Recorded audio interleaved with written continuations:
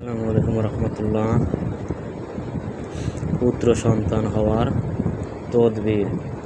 ১ নং তদবির, উক্ত মেয়ে লোকের গর্ভ ৩ মাস হওয়ার পূর্বেই হরিণের পাতলা চামড়ার উপর নিম্নলিখিত কয়েকটি দোয়া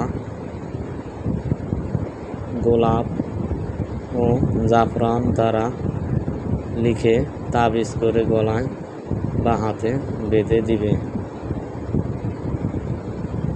খোদার ফজলে উক্ত গর্ভবতীর ছেলে সন্তান জন্মগ্রহণ করবে।